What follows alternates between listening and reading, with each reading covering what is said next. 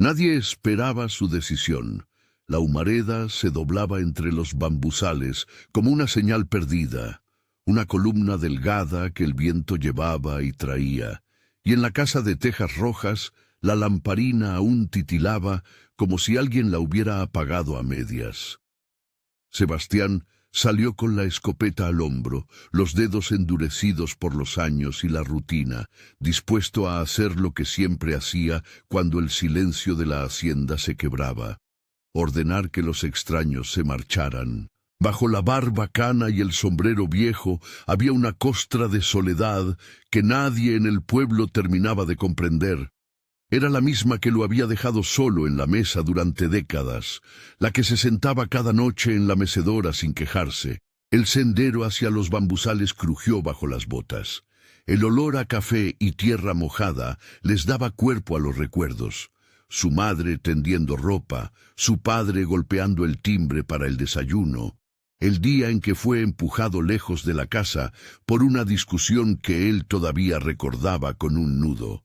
Todo eso lo llevó afuera aquella noche con la escopeta y el gesto de quien cree que expulsar a un intruso es la manera natural de cerrar una puerta. Pero lo que encontró no era un ladrón ni un ventero con malas intenciones. Encontró a una mujer junto al fuego, dos niñas acurrucadas contra su pie y un bebé que dormía en su regazo con la respiración baja y tibia. Ella alzó la vista cuando lo oyó. Tenía la cara marcada por noches sin descanso, pero en los ojos había una calma que no era resignación, sino cálculo contenido. La mirada de quien sabe pedir misericordia en el momento necesario. Llevaba un vestido remendado y un pañuelo en la cabeza. La niña mayor, regresando la mirada de quien ha aprendido a medir a los adultos, apretó una muñeca de trapos contra el pecho. Sebastián vio la muñeca. Retazos mal cosidos, ojos bordados, una sonrisa que se había deshilachado. La mano de la mujer descansaba sobre una bolsa con pocas pertenencias. «No nos entregue, señor», dijo ella con voz que no suplicaba, sino que pedía justicia más que compasión. «No a ellos». La frase era simple y directa. El corazón de Sebastián se contrajo con la memoria de un muchacho que una vez también había sentido el viento de la expulsión cerrar detrás de su espalda. Por un segundo, todo pareció volver. Las puertas que nunca se abrieron cuando tocó a la suya, la palabra «vete», que le dio una bofetada más dura que cualquier golpe. Había, en esa memoria, una herida que llevaba años cicatrizando en silencio. Podía, como hubiera hecho cualquier otra noche, levantar la escopeta y obligarlas a alejarse. Podía meterlas en el bote de la compasión pública, en ese tipo de caridad que se da con la puerta entreabierta. Pero la decisión que tomó no fue la programada por la costumbre. Se quedó con la escopeta colgando del brazo, la bajó un poco y respiró hondo. Miró a la niña mayor, que tenía ojos demasiado grandes para su rostro, y escuchó la respiración suave del bebé. Pensó en su propia vida, en las mesas que se habían vaciado a su alrededor, en la casa que se enfrió con el paso del tiempo. «Voy a cuidar de ustedes», dijo, y no sonó a promesa poética ni a eslogan. Sonó a algo pródigo y terrenal, una decisión tomada en voz alta para que el bosque la escuchara. Esa frase, sencilla, fue como tirar una piedra en el agua quieta. No hubo aplausos, no hubo testigos, apenas el viento que movía las cañas y el crujido de hojas secas. Celina, que así supo Sebastián que se llamaba, dejó escapar un hálito que pudo ser un llanto contenido o un alivio. La niña apretó más su muñeca. Sebastián no explicó por qué lo hacía. No dio razones grandiosas, simplemente invitó a pasar. Si te interesa ver cómo una decisión tan pequeña puede cambiar el destino de una familia, quédate. Adentro, la casa siguió siendo la misma, pero con un calor distinto. Las paredes habían visto demasiadas cenas sin gente y ahora resonaban con voces mudas. El corredor olía a aceite de lámpara y a tierra seca. La mesa de madera guardaba cicatrices de meses y de años. Sebastián puso una olla al fuego. Arrancó del viejo baúl un mantel que sólo él había empleado en ceremonias de soledad, y sirvió caldo espeso con pan tostado. Se sentaron en la baranda, las rodillas juntas por la costumbre de los suelos duros, y compartieron una cena que era más que alimento. Era el primer contrato tácito entre dos cuerpos que decidían empezar de nuevo. Mariana, que así se llamaba la niña mayor, miró a Sebastián como si evaluara la firmeza de las palabras. ¿Sería otra voz que se apagaría con el primer problema? Rosa, la bebé, alcanzó a abrir los ojos y sonrió sin saber. Celina aceptó la comida con un gesto medido. Dejó claro que no venía a pedir limosna, venía a resguardar su fe en que ellas podrían trabajar, aprender y, si era necesario, pagar con sudor lo que recibieran. Tenía orgullo, no la clase que cierra la puerta, sino la que pide dignidad. La primera noche fue larga. Las sombras se extendieron por la sala como manos, y la casa, que había sido un reducto de silencio, ahora escuchaba pequeños pasos en las tablas. Sebastián se sentó en la mecedora con la escopeta apoyada cerca, no tanto por desconfianza hacia ellas como por un viejo hábito de hombre que siempre quiso proteger su espacio. Miró a la niña dormida en el colchón improvisado. Respiraba como si la paz fuera un derecho natural. Sintió algo quebrarse y recomponerse al mismo tiempo. Aquella presencia era un despertar que no había pedido, pero que llevaba años esperándolo sin reconocerlo. Las semanas siguientes se deslizaron como una costura lenta que une dos tejidos distintos. No hubo amaneceres gloriosos ni músicas triunfantes. Hubo trabajo. Celina sabía mover las manos como quien conoce las cosas de la casa. Lavó la ropa, ordenó la despensa, puso hileras de frascos con frutas en almíbar que guardaban la punta de la temporada para los días grises. Mariana aprendió a abrir la puerta con cuidado, a barrer sin romper la paciencia de las viejas tablas. Rosa creció como una promesa silenciosa. Sus primeros pasos, la primera vez que abrió la boca para decir agua. Sebastián observaba y se descubría participando en cosas que le parecían nimias, pero que, poco a poco, llenaban la casa de sentido. Había rituales que volvieron como aves a su nido. El café de la mañana, servido en tazas que siempre dejaban huellas anulares, la lámpara que se encendía con aceite nuevo, la mesa que volvía a reunir manos que sostuvieron cucharas. Sebastián enseñó a las niñas a distinguir las plantas con nombre propio: la menta para las fiebres menores, la manzanilla para calmar las noches, el manguito que daba sombra y que él llamaba con cariño el viejo amigo. También les enseñó cosas menos bonitas pero necesarias: a reconocer el truco del hacha, a cerrar ventanas cuando el viento traicionero venía de la sierra. En la convivencia hubo torpezas. Una tarde, Sebastián rompió, sin querer, la muñeca de trapo que Mariana amaba, y se convirtió esa rotura en una de las primeras conversaciones honestas entre ellos. Sebastián aprendió a pedir perdón sin que su orgullo lo devorara. Celina recuperó poco a poco la confianza en un hombre que no exigía el pago de su bondad.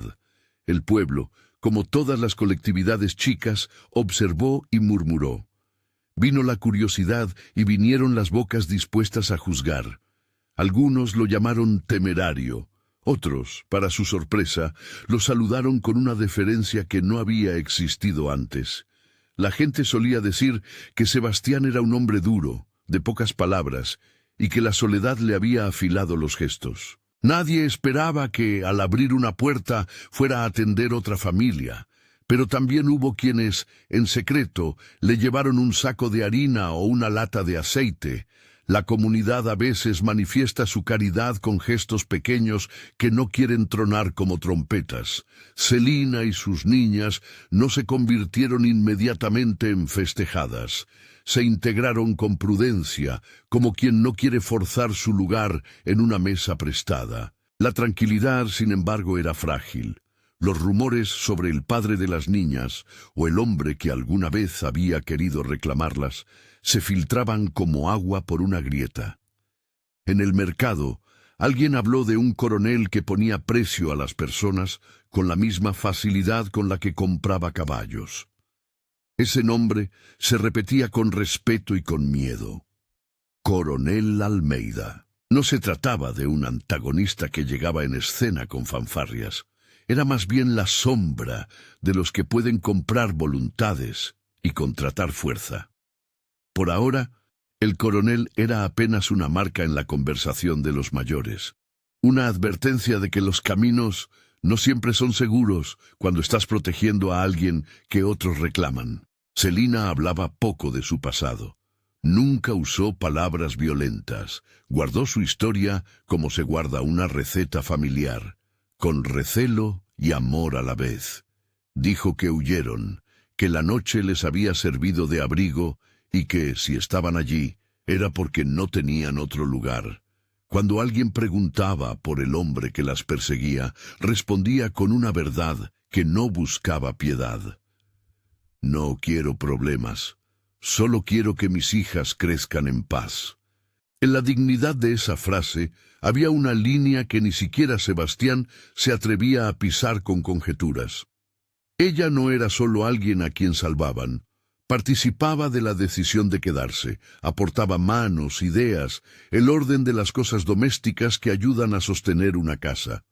El miedo no tardó en materializarse en señales menos inocentes. Un día, mientras Sebastián trabajaba en el corral, encontró en su puerta unas huellas recientes de herraduras que no conocía. Otra tarde, al regresar de la sierra, vio a lo lejos la silueta de 3 hombres que conversaban junto a la vieja balsa, y su estómago se llenó de un presagio que no sabía nombrar. No hubo una orden explícita, ningún aviso formal.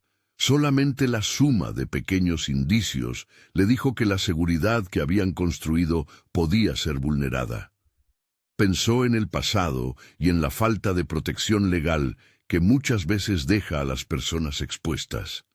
En su propio territorio, por mucho tiempo, había ejercido la autoridad que su nombre le confería. Pero la ley del campo era tenue frente a la voluntad de quien tiene recursos para contratar la fuerza. Comenzaron las noches en vela. Celina despertaba y miraba la puerta. Mariana tenía pesadillas que no contaba del todo, y al escucharlas, Sebastián se quedaba inmóvil, sin saber si su protección alcanzaría para lo que viniera. La pregunta que se colaba en la casa era práctica y brutal.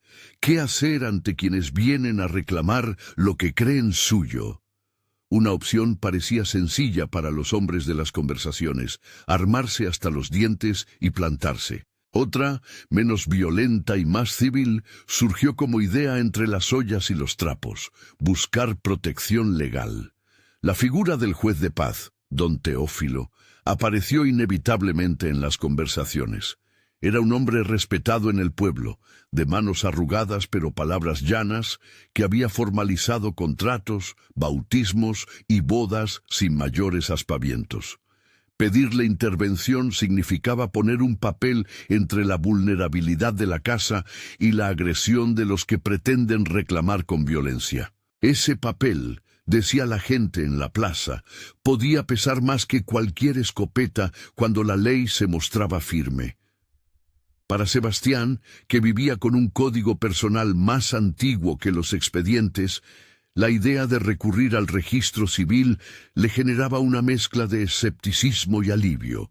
Un hombre podía actuar por honor, pero la ley podía sostener el acto cuando el honor empezaba a flaquear. La conversación que lo quebró un mediodía ocurrió sin plan. Estaban en la cocina con la luz que se colaba por la ventana y el olor del pan recién horneado. Celina cosía junto a la mesa. Mariana jugaba con la muñeca en el suelo. Sebastián, que había pasado la mañana reparando la cerca, se apoyó sobre la silla y miró las manos de Celina. «Si las cosas se ponen feas», dijo él con voz baja, «hay un modo de hacer que esa mujer que dice que las reclama no tenga pie en esto. Hay un papel, un papel que define quién respalda a quién. Ella lo miró con calma, no hizo una pregunta inmediata. Ella, que había huido de las palabras grandes, entendió de inmediato la decisión implícita: proteger a sus hijas con un acto público, no solo con balas ni con fuerza bruta. La idea de casarse no era para ella una fábula romántica. Era una medida de defensa, sí, pero también un acto de reconocimiento. Si la ley firmaba que eran pareja, el hombre que las buscara tendría que enfrentar algo más que un puñado de hombres. Tendría que enfrentar el peso de la sociedad y la ley. ¿Te casarías conmigo por eso?, preguntó Sebastián mirando el mantel, no el rostro. La pregunta no venía cargada de seducción. Venía cargada del cansancio de un hombre que ve que la vida le ofrece una oportunidad moral y práctica a la vez. No era una proposición para aprovecharse, ni una solución comodín. Era, sencillamente, una forma de abrir una puerta que de otro modo hubiera permanecido cerrada por mucho tiempo. Celina no respondió enseguida. Sus dedos rozaron la muñeca de trapo, como quien busca la medida exacta de su propia decisión. Sabía que casarse no eliminaría su pasado, ni haría invisibles los riesgos, pero era la promesa de un escudo legal, y con eso la posibilidad de que sus hijas caminaran sin mirar por encima del hombro. Además, la palabra padre flotaba en la casa desde hacía semanas, creciendo en volumen hasta que la niña la dijo a media voz, jugando, intentando nombrar algo que aún no existía con claridad. Si el acto de casarse podía traer esa palabra a la mesa con respeto y no con miedo, entonces merecía ser considerado. No sería solo para escondernos, respondió al fin Celina. Si lo hacemos, será porque estamos dispuestos a construir una familia. No pido que cures mi pasado, pido que me dejes vivir el futuro. La honestidad en esa respuesta fue como un ancla. Sebastián la observó y le pareció que en su boca la palabra familia no tenía nada de teatral.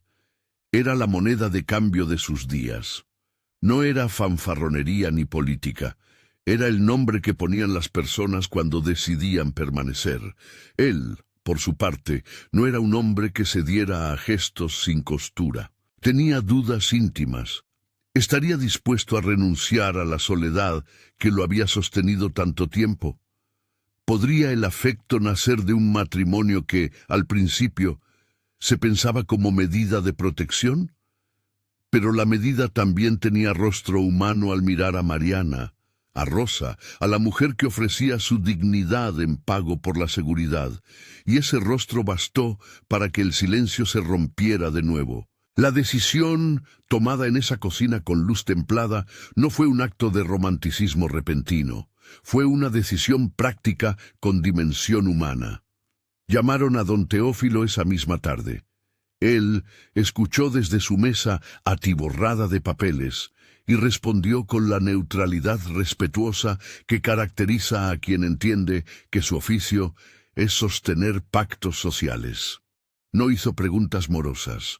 Preguntó por los documentos, por la voluntad de las partes y por la presencia de testigos. Sabía que en un territorio donde la ley a veces necesita más presencia que letra, su firma podía ser una barrera.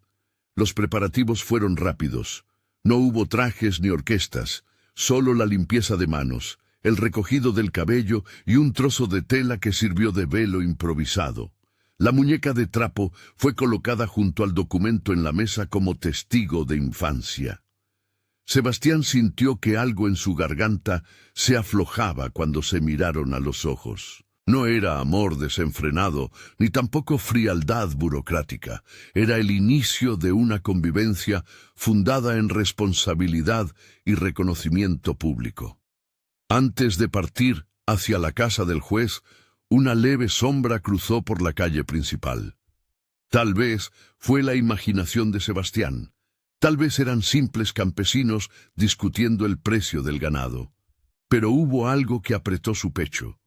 La sensación de que, al dejar la casa por unas horas, dejaban algo expuesto. Celina sostuvo a Rosa contra el pecho y miró a Sebastián con esa mezcla de confianza y temor que siempre acompaña a los actos valientes. «Si volvés y la puerta está rota», dijo él con voz firme, tratando de ordenar el miedo en palabras. «Sabré qué hacer, pero preferiría que volvamos con un papel que nos respalde. Voy a cuidar de ustedes». Lo repitió como si quisiera quemar la frase en la madera de la casa, para que nadie pudiera dudar de que su decisión no era un capricho. Montó el caballo al amanecer con la luz lavada y el rocío aún frío sobre la hierba. Sobre la mesa, el documento en blanco esperaba ser llenado. En la silla, la muñeca dormía como un pequeño testigo de trapo. Cuando se alejó por el camino embarrado, la casa se quedó con la presencia de las mujeres, con las voces que a tientas empezaban a llamarlo de otra manera. Pero también se quedó con la incertidumbre, la de quienes saben que cada gesto humano tiene consecuencias imprevistas. Mientras el sol subía, Sebastián pensaba en el peso de los papeles y en la fragilidad de las leyes. Sabía que un documento no hace la lealtad de una familia, pero en el mundo en el que vivían, a veces bastaba para obligar a otros a pensar 2 veces antes de tocar lo que no les pertenecía. Al mismo tiempo, se preguntaba si su corazón sería capaz de aprender a latir con el ritmo de una casa llena. Esa pregunta no tenía respuesta todavía. En la plaza del pueblo, mientras ajustaba las riendas, oyó a alguien decir el nombre del coronel, con la indiferencia de quien nombra un hecho posible pero no seguro. Las manos de Sebastián apretaron el cuero del sillín. No todo, sin embargo, era temor. Mientras avanzaba por la huella marcada, recordó la primera noche en que, sin querer, había extendido la mano para poner la taza de café en la mesa de Celina. Recuerdos como ese eran pequeños amuletos. Había escenas que ahora lo esperaban, una canción que Mariana tarareaba mientras barría, el brillo en los ojos de Rosa al ver el mango maduro en verano, la conversación con Celina sobre cómo plantar una nueva cerca. Estas imágenes le devolvían la certeza de que la vida no había dejado de ofrecer oportunidades para recomenzar. Al llegar a la casa de don Teófilo, el amanecer ya obligaba a las sombras a retroceder. El juez, con su voz baja, preguntó con calma las intenciones, pidió la documentación que todos tenían a mano y solicitó la presencia de testigos. El procedimiento fue breve y respetuoso. Al firmar, el documento adquirió peso propio, tinta, sello y la firma de un hombre que representaba la ley en ese lugar.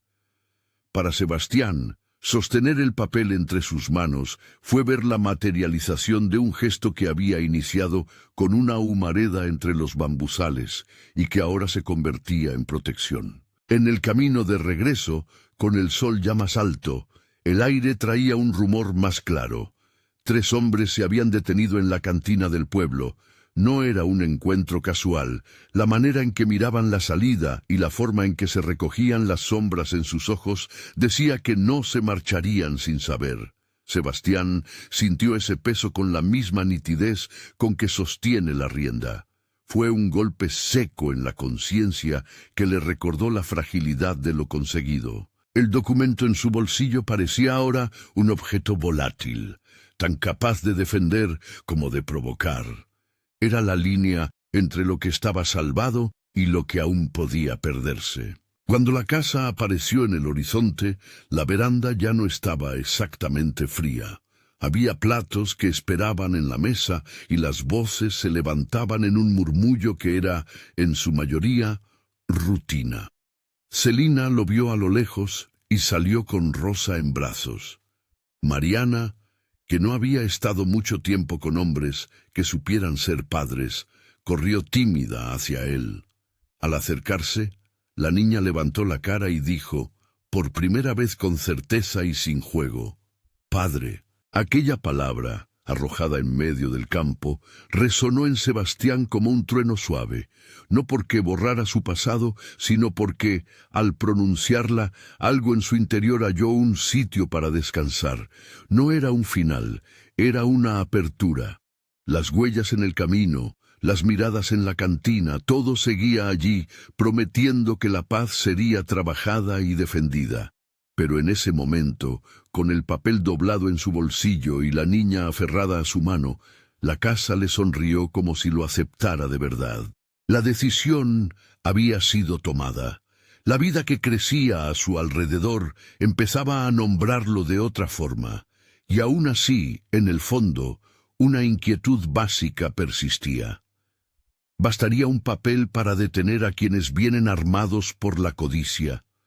¿Sería suficiente la fuerza moral de una familia que nace en circunstancias tan prácticas? Sebastián ya sabía que no existen certezas absolutas. Había aprendido que la mejor defensa muchas veces es la coherencia cotidiana. Sin embargo, la posibilidad de que la amenaza se materializara lo mantenía alerta. Al atardecer, mientras la casa se preparaba para la noche, Sebastián caminó hasta el viejo mango que daba sombra al cementerio. Era costumbre suya ir allí a pensar. Se sentó con el tronco áspero a la espalda y miró el paisaje. Las colinas moradas en la distancia, los caminos que se abrían y cerraban, los bambusales que habían sido su aviso. Llevó la mano al bolsillo y tocó el papel con las firmas. No era un amuleto sino un pacto. Allí, en la quietud, repitió en voz baja la frase que había pronunciado la noche que los encontró en el fumígeno sendero. «Voy a cuidar de ustedes». La frase no era solo para ellas, era para él también. Era un juramento que lo desafiaba a vivir diferente, a dejar que la mesa se llenara de voces y de barro en los zapatos, a soportar la molestia de los días ordinarios con la idea de que todo eso era, a fin de cuentas, lo que daba sentido a una vida. A lo lejos, en el pueblo, las luces comenzaban a encenderse como pequeñas pruebas de que la noche no devoraría todo. Pero podía verse en la línea del horizonte algo que aún no tenía nombre, 3 sombras que se acercaban sin prisa. La tranquilidad de la casa dura ese tipo de noches solo si los que la habitan no miran demasiado sus pies. Sebastián volvió con el paso firme, cruzó la veranda y encontró a Celina lavando la loza bajo la luz de la lamparina. Mariana dormitaba sobre una manta, la muñeca de trapo a su lado con la cara un poco más arreglada, después de que Sebastián la hubiera cosido a escondidas. Rosa bostezó y se aferró al vestido de su madre. Él dejó el papel sobre la mesa, la firma aún fresca, y posó la mano sobre la cabeza de la niña como quien confirma que una promesa ya está en curso. Esa noche, antes de cerrar los ojos, escuchó el crujir del bambusal al viento y pensó en las huellas de herradura que encontró. Pensó en el coronel, en los 3 hombres de la cantina, en el peso del documento en su bolsillo. Sabía que la protección legal era solo una parte de lo que haría falta. También sabía que había una responsabilidad moral que no permitía dar marcha atrás. La decisión ya no era suya en soledad. La casa, los rostros, las manos pequeñas que ya lo llamaban padre, le exigían seguir adelante. Cuando cerró los ojos, la última imagen en su mente fue la de la humareda entre los bambuzales. No la recordaba ya como amenaza. La veía ahora como punto de partida. La señal que lo obligó a elegir entre cerrar la puerta y abrirla. Había elegido abrirla. Y en el silencio detrás de esa elección, algo más comenzaba a tejerse. La promesa de una familia que se forjaría entre trabajo, cuidado y la defensa constante de su propio espacio. No era un final. Era un comienzo con un peligro al acecho, y a la mañana siguiente, cuando el día aún no preguntaba por su destino, Sebastián ya había decidido que iría hasta donde fuera necesario para que aquel papel tuviera el peso que debía tener. Sabía que no podía dormirse en la seguridad de las cosas hechas a medias. Aquella mañana se había levantado con el sabor metálico de la inquietud en la boca.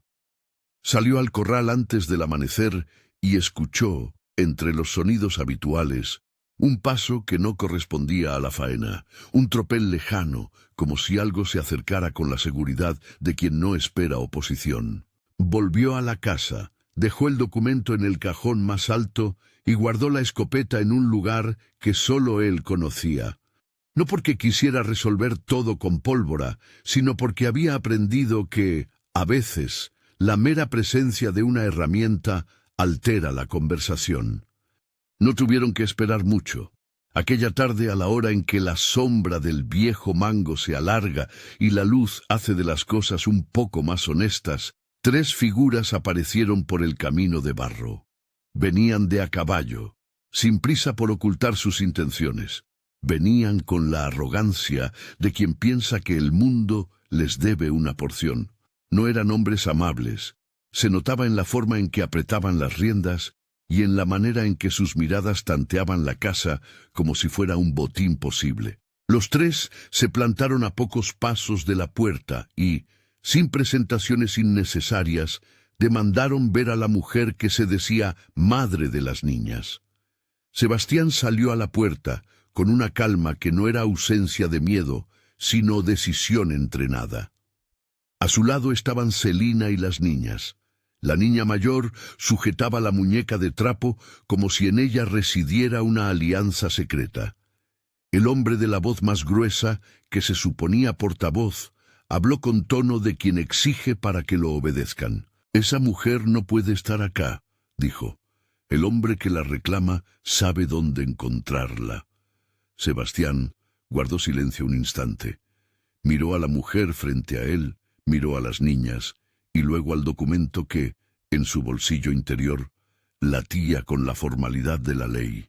No fue bravata ni reto sin cobertura, fue algo más viejo, un gesto de quien sabe que algunas disputas se resuelven no con la violencia abierta, sino con la evidencia y la firmeza. «Ella está bajo mi protección», contestó Sebastián, y su voz tuvo la misma simpleza con que se pronunció la noche que las encontró entre la humareda. «Tengo un documento que lo avala». Sacó el papel con la lentitud de quien no entrega algo que teme perder, sino que muestra aquello que obliga a pensar 2 veces. El brillo de la tinta y el sello de don Teófilo hicieron su efecto, no por la magia del papel, sino porque esa tinta representaba un orden más amplio que el capricho de cualquiera. Los hombres se miraron entre sí.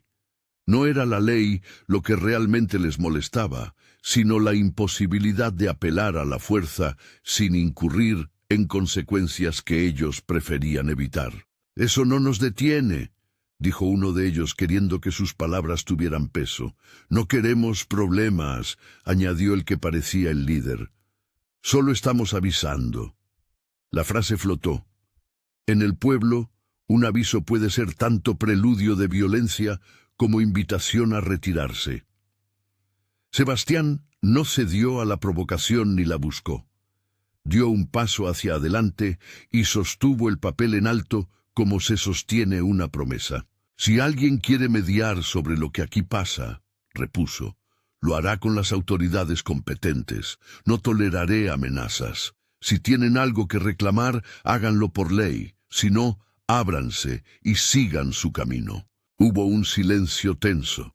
En la fachada de la cantina cercana, un hombre que había oído la conversación asomó la cabeza.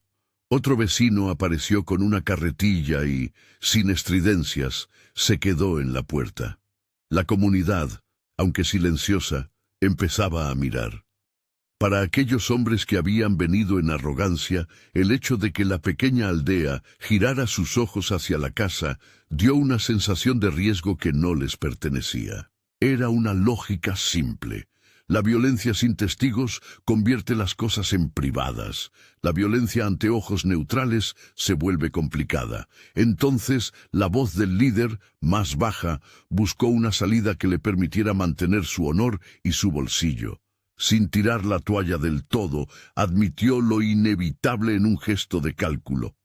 «No venimos hoy a pelear, solo tomamos noticia, otro día», y dejó la amenaza colgada como una nube que podría descargar. Se dieron vuelta y se marcharon con la lentitud de quien deja para mañana un asunto que exige demasiadas complicaciones. No hubo tiros ni espetos. Hubo estómago y cálculo.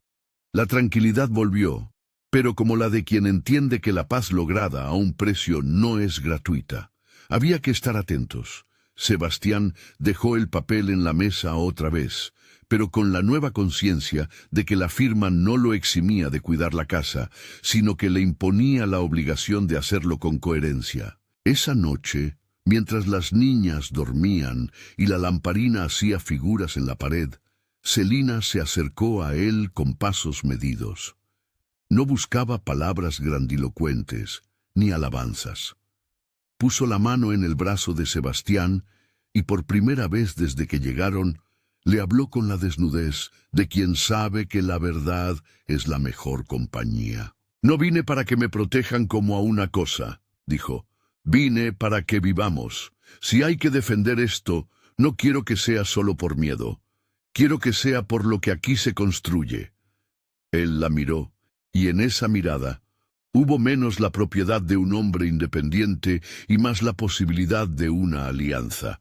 No era romance que se instalaba de un segundo a otro, era reconocimiento del otro como persona con agencia, con historia y con una voluntad propia. Los días posteriores se gobernaron por la necesidad de hacerse sólidos sin ruido. Las huertas crecieron como pactos de paciencia, hileras de frijoles, tomates que aprendieron a sostenerse con estacas, la higuera que finalmente dio fruto. Sebastián, que antes de la llegada de la casa nueva había sostenido la finca como un trabajo más que como un hogar, comenzó a medir su tiempo por las cosas pequeñas. La risa de una niña en la puerta, el brillo de la leche recién ordeñada, la forma en que las manos de Celina se movían para que la casa pareciera menos provisional. Celina, por su parte, no se dejó arrastrar por la complacencia, puso reglas, enseñó rutinas, estableció horarios para el estudio de Mariana y para las tareas de Rosa. Había en ella una fortaleza que no buscaba protagonismo, sino una vida normal. Años vinieron y se fueron con una cadencia que parecía segura cuando se miraba hacia atrás. Llegaron hijos propios, Miguel primero, con los ojos curiosos de quien aprende a contar las nubes, luego Clara, voz precisa y temperamento de quien lo observa todo, y por último Pedro, pequeño y callado, con la costumbre de seguir a su padre por el campo. No fueron nacimientos de riquezas ni de abundancias desbordantes. Fueron la prueba de una continuidad cuidada, una multiplicación de manos que trabajaban juntas. La casa dejó de ser una tabla que sostenía la soledad y pasó a ser un mapa de voces. La muñeca de trapo, reparada tantas veces, encontró su esquina en una repisa donde los niños dejaban sus pequeños tesoros. La comunidad, que al principio miró con suspicacia, terminó por integrar a la familia en la trama social de la plaza. Los niños crecieron y fueron a la escuela del pueblo. Sebastián, que no era hombre de muchas frases, los acompañaba a veces y se sentaba en la puerta del aula, orgulloso de verlos aprender a leer. Celina se ganó la estima de otras mujeres al compartir saberes, recetas, técnicas para conservar alimentos, remedios simples para los males comunes. Se convirtió en la mujer a la que otras pedían consejo, y ella respondía con la misma sencillez con la que había pedido la primera vez seguridad, sin arrogancia, con la voluntad de ayudar. No todo fue sin espinas. Tuvieron inviernos de cosechas escasas, enfermedades que llevaron noches de desvelo y pedidos a los remedios tradicionales. Hubo veces en que la plata escaseó y las comidas tuvieron que estirarse. En otras, una temporada de buenas ventas alivió el aliento. Pero la familia aprendió a atravesar los vaivenes sin usar la violencia como respuesta. Sebastián, que antaño hubiera confiado en la fuerza bruta como solución, descubrió que la paciencia y la constancia eran armas más duraderas.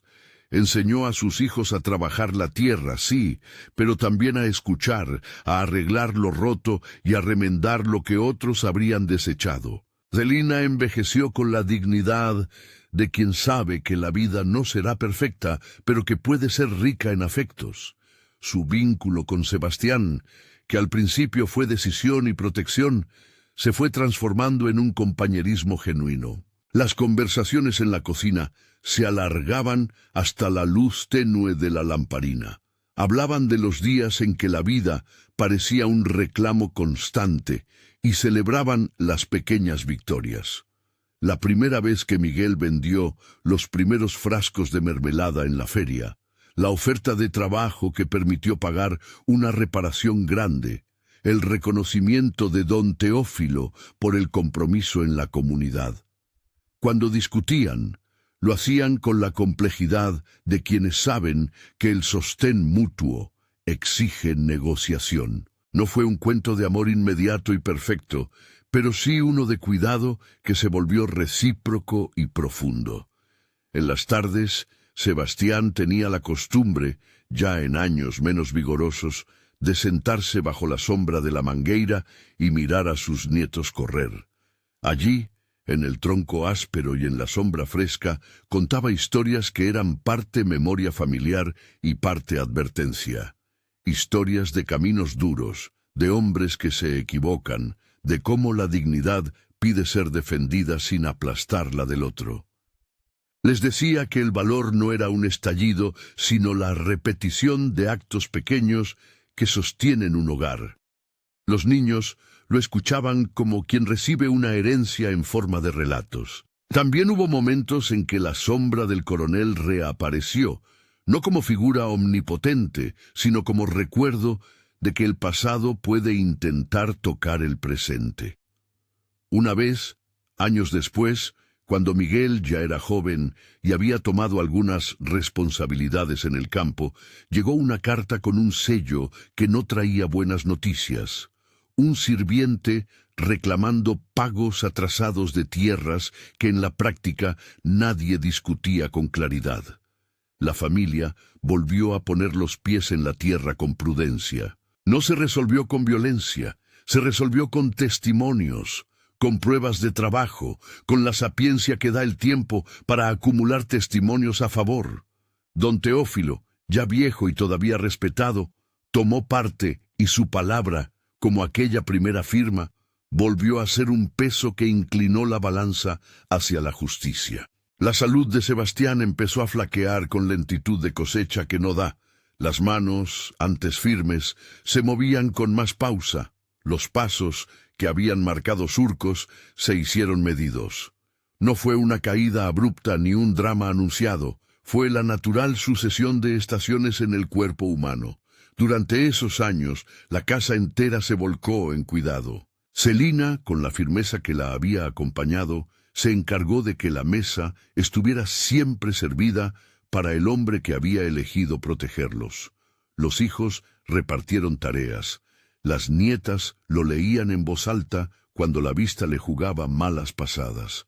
Sebastián aceptó la ayuda con una mezcla de orgullo domesticado y agradecimiento. No era un hombre que se dejara arrastrar por sentimentalismos, pero en la noche, cuando la casa callaba, se sabía amado. Su último invierno fue templado y paciente. No hubo ruido ni dramatización. Fue la culminación de una historia con sentido, de la que uno podía extraer lecciones sin convertirlas en mandamientos rígidos. En una tarde clara, mientras el sol atravesaba las hojas del manguito y las voces de los nietos jugaban en el patio, Sebastián pidió que lo llevaran al tronco donde tantas veces se había sentado. Quería ver el paisaje. Dijo con voz que ya no se imponía, pero que pedía escucha. Se sentó, apoyó la mano en la tierra y miró hacia la casa donde la vida bullía en pequeños actos. Hice lo que pude, musitó, no como queja ni como vanidad, sino como constatación de un deber cumplido. Sus hijos se acercaron, tomaron sus manos y sin grandes palabras le demostraron que su obra no era suya sola. Celina, junto a su cama, dijo algo que quizás no fue para que él la oyera, sino para que quedara en el aire, que la puerta abierta aquella noche no fue un signo de debilidad, sino el inicio de una historia que salvó vidas. Cuando Sebastián cerró los ojos por última vez, fue en la paz de quien cumplió con una promesa. No fue un final estruendoso, sino sereno, acompañado por la respiración de una familia que él mismo había acogido y ayudado a crecer. La despedida fue sencilla. La comunidad se reunió sin ostentación. Vecinos, gente del pueblo que había visto nacer a aquellos niños y que había presenciado el cambio que la casa representaba. En la ceremonia nadie proclamó que la vida sin dolor era garantizada. Más bien, celebraron la constancia de un hombre que eligió abrir una puerta en vez de cerrarla. Lo enterraron bajo la mangueira, donde muchas veces se había sentado a pensar. La sombra del árbol sirvió de techo a su descanso, y la tierra quedó marcada por las huellas de quienes lo amaban. En la lápida no había grandilocuencias, solo una inscripción clara y sobria: el nombre, las fechas y una frase que los hijos eligieron porque les parecía la más verdadera que podían poner. Aquí descansó quien abrió su casa y le dio un hogar a los que lo necesitaban. No era una divisa para la posteridad, sino la constatación de lo que había pasado. Con los años, la historia se volvió costumbre y luego memoria. Los hijos y nietos continuaron la vida de la finca con el mismo sentido práctico que les transmitieron: trabajar la tierra, escuchar al otro, abrir la puerta cuando el que llama no busca causar daño, sino buscar cobijo. Cada año, en el aniversario de la muerte, la familia se reunía bajo la mangueira y contaba la historia como se cuentan los mitos. Con cuidado, con algunas variantes, pero siempre con el mismo núcleo. Había fotografías en el marco del pasillo, la muñeca de trapo, un documento en un cajón que seguía recordando que las formalidades, a veces, son un escudo necesario para la vida. La casa se convirtió en algo más que un techo. Fue un lugar donde la palabra familia demostró su elasticidad. Podía abarcar a quienes no compartían sangre, pero que sí compartían cuidados. Y esa familia fue la que, con el tiempo, enseñó a otros en el pueblo a mirar puertas que se golpean no solo como molestias, sino como oportunidades. Hubo vecinos que, inspirados por aquella historia, abrieron sus propios umbrales a los necesitados. Otros aprendieron a hacer del testimonio una herramienta de justicia. No solo ayudar en secreto, sino reconocer públicamente el compromiso con el otro. Si hay una enseñanza que quedó más nítida que las demás, es que la decisión de abrir o cerrar una puerta es un acto moral tan cotidiano que lo olvidamos. ¿Cuántas veces se pasa por la acera y se ignora a alguien que busca compañía?